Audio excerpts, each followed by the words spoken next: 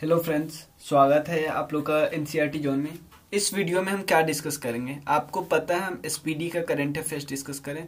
SPD के current affairs का अगर आपके पास होगा तो आपको पता होगा दिया कैसे हुआ है। स्टार्टिंग में करंट अफेयर्स बहुत डिटेल में दिया है, मतलब बहुत सारा फैक्चुअल है, डिटेल में होता नहीं, बहुत सारे फैक्ट्स है दिया हुआ है। लास्ट में दो चीज इसको बाकी करंट अफेयर्स बुक से डिस्टिंक्ट करता है। सबसे पहले एक करंट अफेयर्स का प्रश्नोत्तर संग्रह है, बहुत सारे ऑलमोस्ट 1000 से ज्यादा, हजार क्या 1500 क्वेश्चन के फॉर्म में दिया है। वन लाइन, जैसे वन लाइन क्वेश्चन, एक एक वर्ड आंसर, सेम इसी तरह।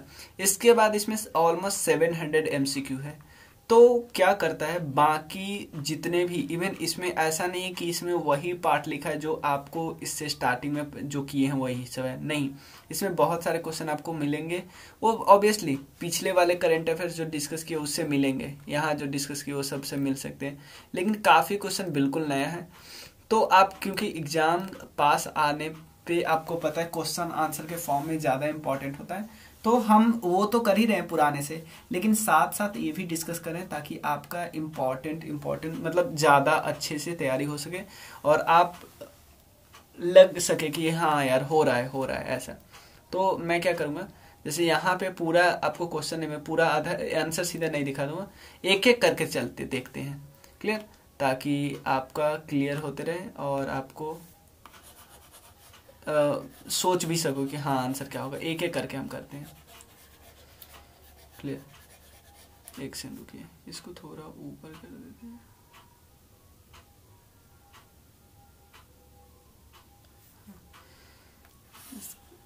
अब चलिए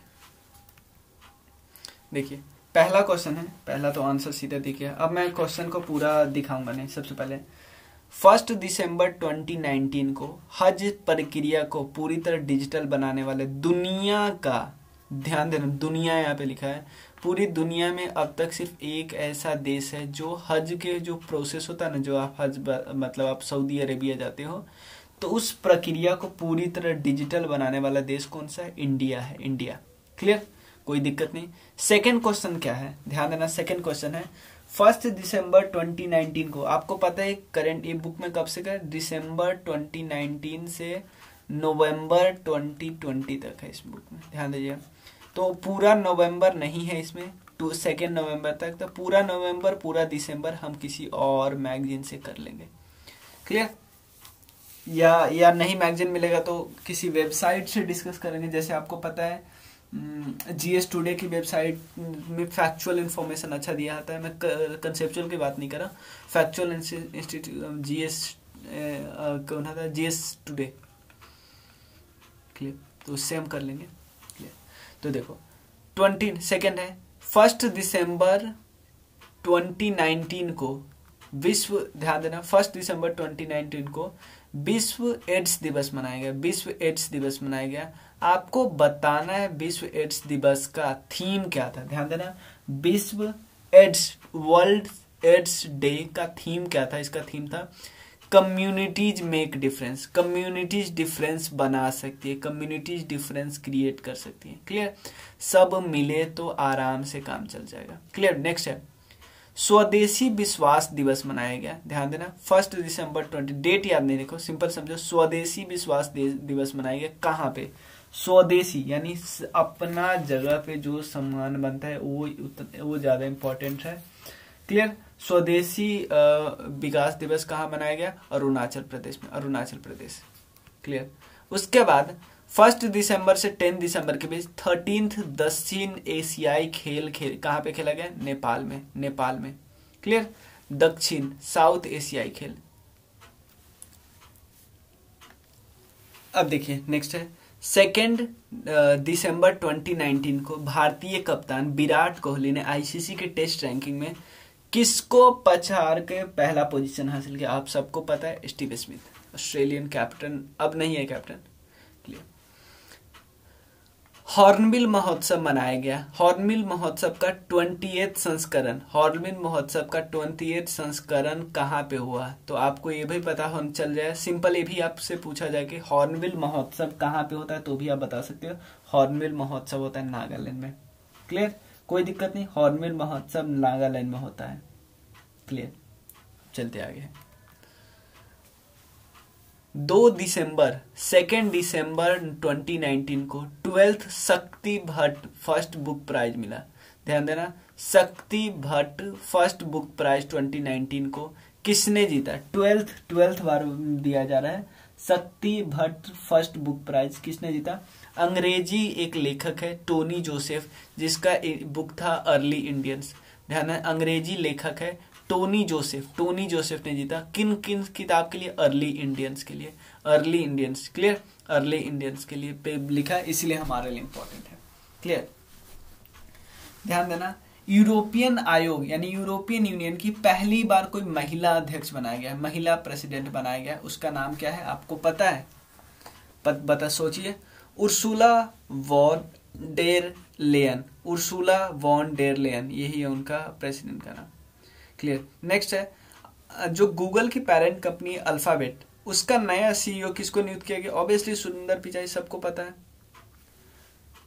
नई घोषणा के अनुसार अब क्या किया गया? नई घोषणा के अनुसार, एक सेकंड,